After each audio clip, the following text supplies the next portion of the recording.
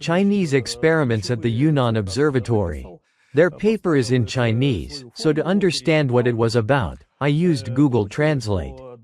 I took the key numbers from it, plugged them into my own formula, and recalculated.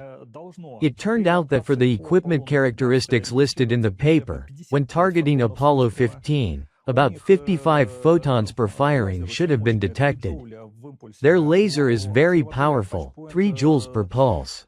At the Apache Point Observatory, it's 115 millijoules, so the Chinese laser is about 20 times more powerful, though its beam divergence is larger, 2 arcseconds. It's the same type of neodymium laser, 532 nanometers. When calculating for reflection from the lunar surface, the expected return is 0.28 photons per firing. But what they actually registered was 0.025 photons per firing, 376 photons from a series of 15,000 firings. That's nowhere near what you'd expect from a retroreflector, but it's quite understandable if we assume the reflection came from a part of the lunar terrain that happens to be favorably oriented toward Earth. When did the Chinese do this? Recently, in the 2020s.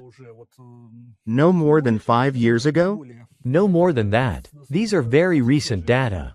Not long ago, the French carried out a very interesting series of experiments.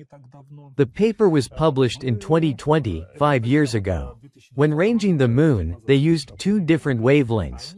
The standard neodymium 1064 nanometers, and its frequency doubled green version, 532 nanometers, the same as in green laser pointers. It's the same type of neodymium laser. They just happen to be shooting all the way to the Moon? They're shooting all the way to the Moon.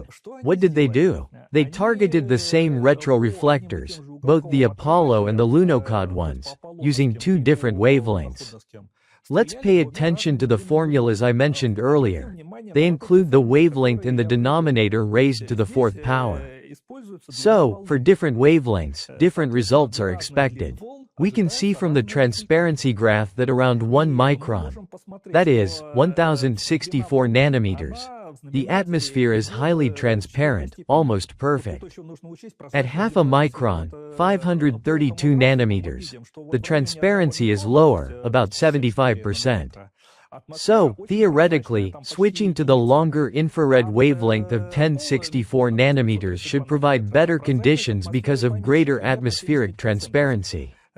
However, with the longer wavelength, not only does the outgoing beam's divergence increase at the transmitting telescope, but the divergence of the return beam reflected from the retroreflector also increases. In other words, doubling the wavelength doubles the beam divergence and reduces the signal strength by a factor of 4. That's on the way out. Considering that the same 4-fold reduction occurs again on the return path, switching to a longer wavelength should weaken the signal 16-fold. But instead, they found the signal became twice as bright. In fact, it increased by about 1.3 times for the Apollo arrays and twice for the Lunokhod arrays. In other words, the result was the exact opposite of what was expected. But this experimental result fully matches the theoretical expectations for reflection from the lunar surface. They probably won't be inviting you to their next conference, will they? Not a chance. I can't resist quoting some of our own authorities who've spoken on the topic of lunar laser ranging. First and foremost, academician Yevgeny Alexandrov. He's a physicist, laser specialist, doctor of science, and chairman of the Russian Academy of Sciences Commission on Pseudoscience.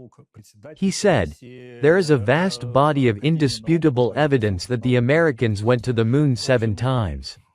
Each mission left retroreflectors there. After each mission, it was possible to illuminate the Moon and see it respond with a reflected beam from a new point after every mission." You know, that statement is almost too painful to comment on. First, the Americans themselves claim they went to the Moon not 7 times, but only 6. Second, they claim that not every mission, but only half of them, left retroreflectors on the Moon. And as for illuminating the Moon, that's something else entirely. The sun can illuminate the moon.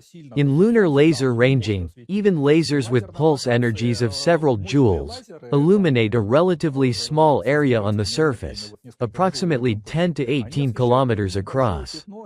And here we're talking about illuminating the moon. You'd need quite the light fixture for that. And why do you think that statement was made, considering it dates from 2018? It was said as a jab at the general director of Roscosmos at that time, Dmitry Rogozin, who had recently expressed doubts that the Americans had actually been to the moon. Yevgeny Alexandrov decided to use his authority to drown out the effect of Rogozin's remarks. Thank you for your comment. The next opinion comes from Ekaterina Eleshkina, published in her article in the journal Priroda, Nature, in 2002. It was written quite a while ago, but the statement itself is remarkable. Unfortunately, the reflector on Lunokhod 1 failed quickly, but the other 4 continue to operate to this day. As the saying goes, everything is exactly the opposite. In 2010, the Lunokhod 1 reflector was identified in photographs, first by the LRO, and then scientists aimed their laser at the calculated coordinates and received a clear, strong, bright signal.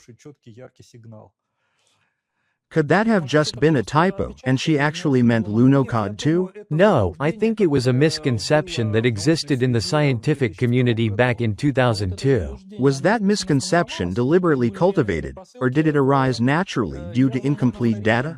I think it came from incomplete scientific data and what's often called a consensus opinion.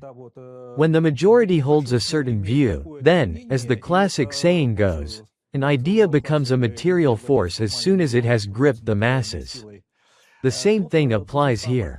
Even if, out of 1,000 scientists, only 2 are doing actual experiments, while the rest simply have opinions, the views of those 2 competent researchers are drowned out by the consensus of the other 1,000.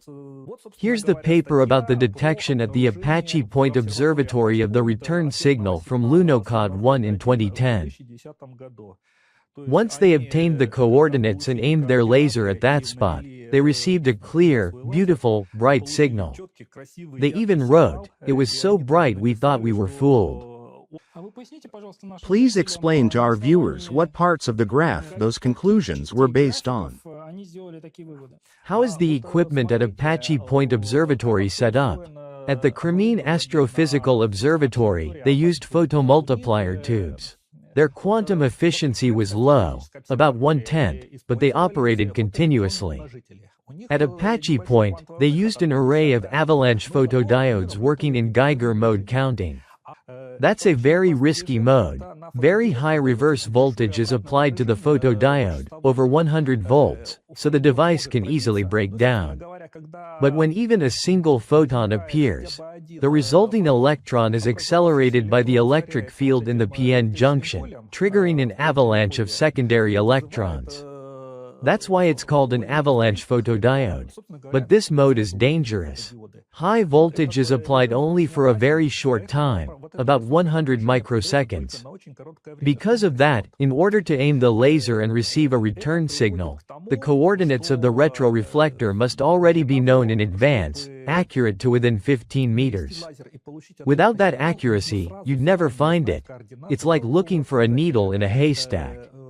Using images from the LRO, scientists obtained coordinates precise enough for targeting. The third, vertical coordinate was measured by the same LRO using its laser altimeter, LOLA, which also performs lunar laser ranging. It scans the surface with 5 laser beams, receives their reflections, and, knowing its own trajectory and the travel time of the pulses, calculates the distance to the surface. This way, by knowing the LRO's orbit, the moon's relief can be reconstructed. So, once they found Lunokhod's position in the photos and determined the third coordinate with the laser altimeter, they had all 3 numbers with the required precision. They aimed the laser there, and got a clear, beautiful, bright signal. This little step? That peak on the histogram corresponds exactly to a clear, sharp, bright signal. Out of a series of 10,000 pulses, they detected 1,916 photons. 19%? Yes, roughly 1 photon for every 5 firings.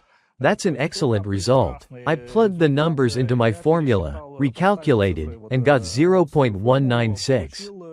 So, in 2010, after its rediscovery and 40 years of inactivity, the Lunokhod 1 retroreflector was shining exactly as predicted, just like new. Don't keep us in suspense. Did they run similar calculations for their own reflectors supposedly delivered there by the Apollo missions? Of course. I already mentioned that there should be 15 photons from Apollo 15 and 5 photons from Apollo 11 and 14. But in fact, it's less. Why is the signal reflected from Lunokhod 1 so weak? Here's an article from the Bulletin of the Academy of Sciences. It shows the Lunokhod with a caption, "Reflectors orientation toward Earth." That is, for laser ranging to work using the retroreflector mounted on the Lunokhod, it has to be facing Earth. But it turned out that nobody actually oriented the Lunokhod toward Earth for laser ranging. Every evening the Lunokhod was positioned facing strictly east. 2 weeks later, when the sun rose, a command was sent to it either from Earth or triggered by a thermal sensor. As soon as sunlight hit the Lunokhod, the sensor heated up, its lid opened like this, and it immediately began charging its batteries, which had been drained during the 2-week lunar night. Because there might not have been enough charge left to perform any maneuvering, they had to start charging right away. So, each lunar evening, the Lunokhod crew pointed it east, not toward Earth. So, to keep it running, the Lunokhod was always parked in a position that effectively nullified the functionality of the retroreflector? Not completely. I studied this point closely. On this map, the yellow arrows show the optimal orientation toward the sub-Earth point, meaning where it should face to be properly aimed at Earth. The green arrows show the actual orientation. So, both Lunokhods, the first and the second, are facing east. What does that lead to? This graph shows how the reflected signal intensity depends on the angle of incidence. The angle of incidence is the angle between the laser beam and the normal to the Lunokhod's surface. You can immediately see that when the beam arrives exactly along the normal, the signal is 1. With a 10 degrees deviation, the reflected signal drops by half. At 30 degrees, the retroreflector's intensity decreases tenfold. At angles greater than 45 degrees, there can be no reflected signal at all. That's quite easy to understand. Even just drawing a retroreflector on paper makes it clear. And what was the angle between the green and yellow vectors? I calculated those angles. Now, what would happen if the retroreflector were simply mounted on top of the Lunokhod? For the retroreflector to be independent of the rover's orientation, it would have to be aimed straight up toward the zenith. In that case, depending on the landing site, the angle of incidence would always be 50 degrees for Lunokhod 1 and 39.5 degrees for Lunokhod 2. Those are very large angles. We wouldn't be able to use them for laser ranging at all. That's why the retroreflectors were installed on the front of the Lunokhods, tilted forward to compensate for the deviation of the sub-Earth point. According to the calculations of the ranging specialists, the Lunokhods had to be turned toward Earth for successful laser ranging. But that was never done. As a result, here's how Lunokhod 2 is positioned. We can see that it's facing in a very unfortunate direction, almost like Baba Yaga's hut from Russian folklore, facing the forest, and, pardon the expression, with the other side toward us. That thick black arrow is practically turned away from us. The angle of incidence is 70 degrees, a completely extreme value. Lunokhod 2 is positioned so unfavorably that its retroreflector cannot be used. It's impossible to receive a reflected signal from it. What's being detected is anything but the signal from the retroreflector. In your story, you mentioned that the Lunokhod operators were not tasked with ensuring. Exactly. I verified this information. I called Lavochkin Association and spoke with Dolgopolov. He confirmed that the retroreflectors on the Lunokhods were installed facing straight forward, just like on the museum exhibits. Not sideways, not to the right, but tilted forward. I also spoke with Vyacheslav Dovgin. He was delighted that someone else was still interested in the Lunokhods. He gave me detailed answers about how the Lunokhods were oriented on site. In fact, he was the Lunokhod driver, the person who actually operated them. He's the most authoritative source regarding the rover's orientation on the moon. I also double-checked with Igor Fedorov, who told me very clearly in a private message. The task of orienting the Lunokhods toward Earth for laser ranging was never assigned, and therefore never performed. That's a statement from the Lunokhod crew commander? Yes. I guess no further comments are necessary? Exactly. That's a comment from Vyacheslav Dovgin, which he gave on Radio Voice of Russia on June 9, 2010. In his book, he describes an interesting incident that happened with Lunokhod 2. Explaining why things turned out that way. On April 20th, an incident occurred when Lunokhod 2, moving backward, caught the wall of a crater and scooped up lunar soil onto its lid. When the lid was closed, the soil first fell onto the radiator of the thermal control system located at the back of the rover. Secondly, the lunar dust turned out to be very sticky. It contaminated the entire solar panel, and the charging current dropped by several orders of magnitude. From that moment, the rover was doomed. This unfortunate event happened on April 20th. On April 22nd, the lunar night began, and the rover remained idle until May 9th. The sun finally rose above the rim of the crater in Round Bay. If that crater hadn't been there, sunrise would have come on May 7th. But it was there, and the sun rose above it only on May 9th. Lunokhod tried to get at least some charge from its damaged battery, but its temperature began to rise. Back then, they didn't know how to build all-weather electronics. The Lunokhod's electronics were designed to operate under normal conditions, up to 40 degrees Celsius. That's why they were housed in a compartment where, using a sophisticated thermal control system developed by Dolgopolov and his colleagues, proper conditions were maintained. When the radiator was covered with lunar dust, it stopped cooling. On May 10, according to telemetry data, the temperature inside the equipment compartment reached 47 degrees, and by May 11, there was no longer any signal from Lunokhod 2. Did it die from lack of power or from overheating? It's unclear, but either way, the causes were fatal. That's why it still stands there with its solar panel lid open. Thanks to that open panel, the orientation of Lunokhod 2 is clearly visible in LRO images. The lid is quite large, almost 2 meters in diameter, and you can clearly see the rover's body, the lid, and the shadow cast by it.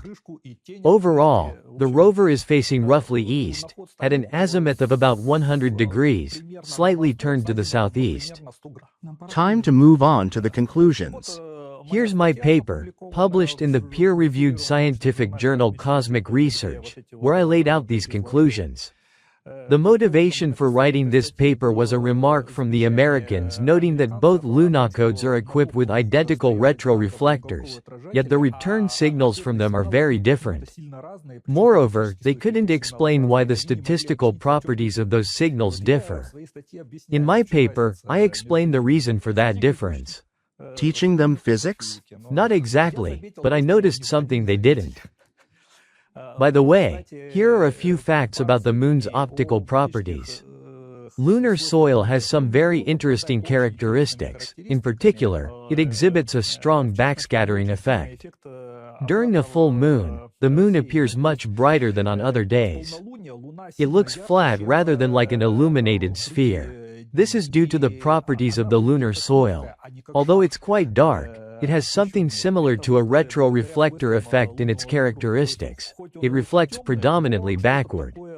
On the left is a scattering indicatrix, and on the right the same data plotted as a flat graph.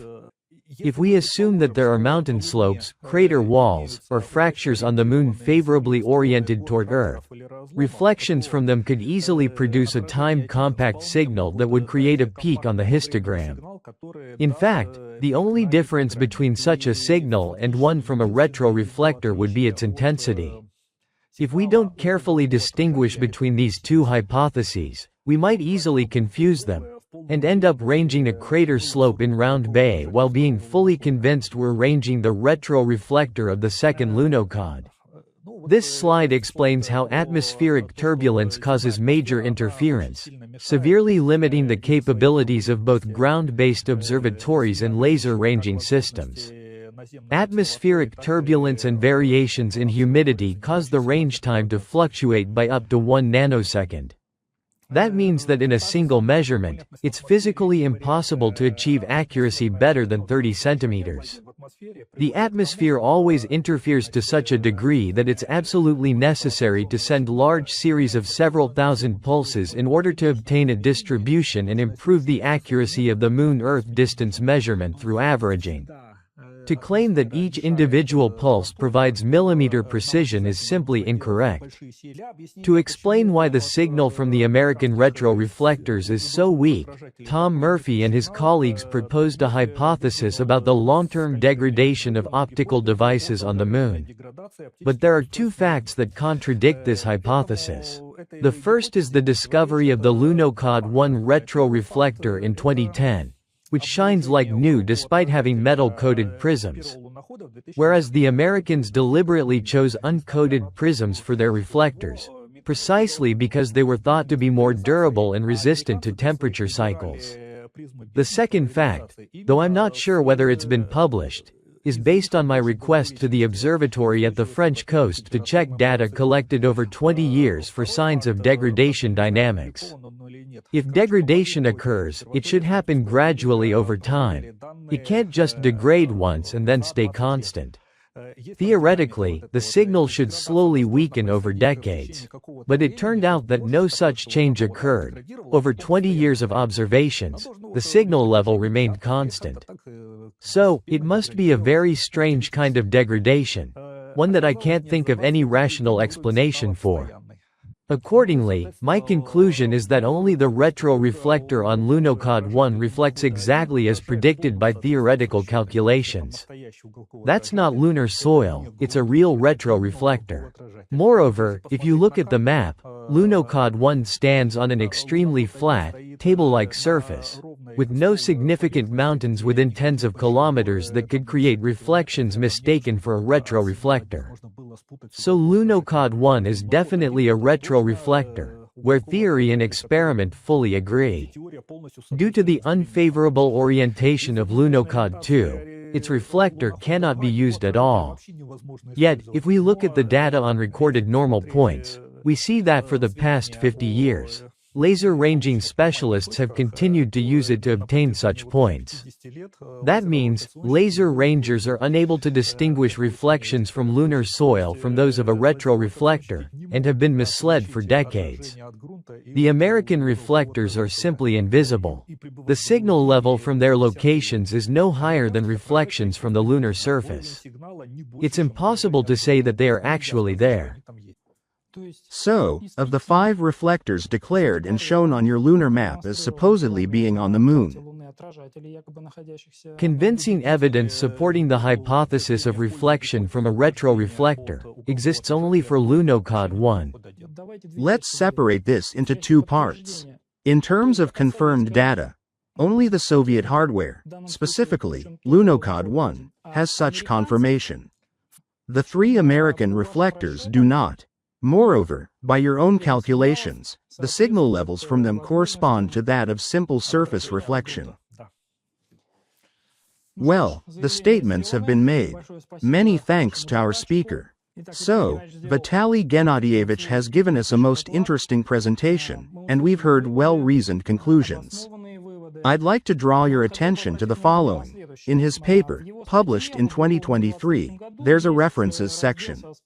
Item number 4 is a doctoral dissertation, by the same author who, back in 1971, published that very article in the Bulletin of the Academy of Sciences about the Soviet-French experiment we've been discussing today, right? Exactly. Yuri Kokorin was the head of the group that worked on laser ranging. Accordingly, he wrote many papers. But I wasn't able to find that particular article in open access. Unfortunately, under our laws, that dissertation has the status of a manuscript until it is properly published. And, regrettably, it hasn't yet been properly published. So how did you get to read it? The only way to read it is to personally visit the library of the Lebedev Physical Institute, FIAN, where the dissertation is kept. According to the library card inside the dissertation, I was the third person ever to have held it in my hands. In 50 years? In 50 years. There's been so much research, so many scientists involved, and funding allocated for all this. As for funding being allocated, I don't know about that. It seems to me that no money is actually being allocated. In the US, they do fund it, and they're working. Apache Point has excellent equipment. But here, since laser ranging experiments stopped in 1984, they still haven't been restarted. So, I can't say that any funding is being provided. Have you managed to read any other dissertations with a similar fate? Yes, of course. I've read Lobanov's dissertation, which is kept at the Pulkovo Observatory, and Kurbasov's dissertation, which is also stored in the FIAN library. Kurbasov was the person responsible for the technical side, the equipment that allowed photon detection and time measurement. And Lobanov was in charge of the astronomy side, space ballistics, lunar motion formulas, and so on. Was your signature also the third or fourth one there? No, I couldn't say.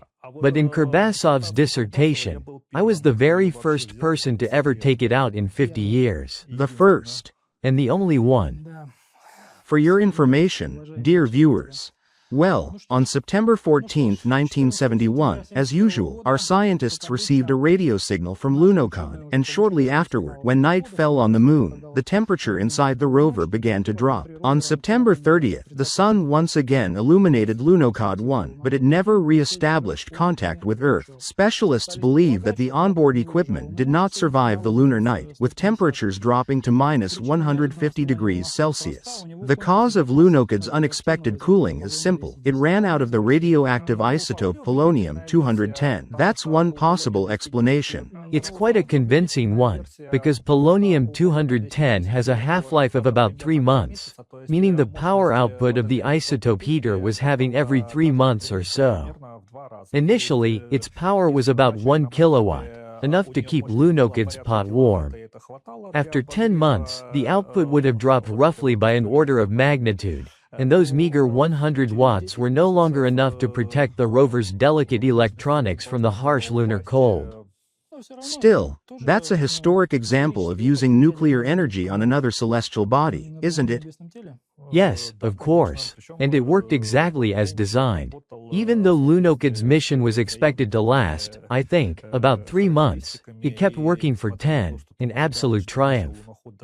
Applause to our scientists and engineers of that era. Earlier we mentioned that Canadian specialists had supposedly discovered Lunokhod 2. Later, our scientists corrected those statements. Moreover, they pointed out that it was only foreigners who had lost track of our Lunokhods. Our own specialists always knew exactly where they were. The sources are cited here, and you can verify them. The same slide also lists the sources of the very images used by scientists to determine the precise locations of the Lunokhods on the moon. Now, something else interesting about Lunokhod 2's fate.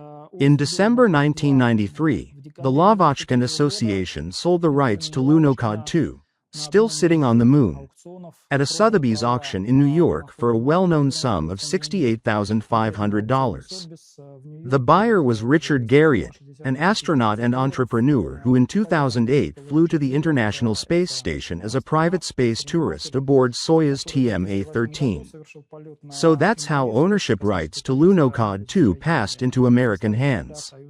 Which raises the question, why would a collector, a millionaire, spend that kind of money on it? Could there be other, perhaps even governmental motives behind the Americans' interest? Maybe the concealment of certain secrets? One version suggests that Lunokhod 2 was allegedly sent to that particular area and along such a trajectory in order to detect traces of the Apollo 17 mission. The claims shown on this slide raise many questions. But sometimes, conspiracy theories turn out to be rather interesting in part. What do you think about that?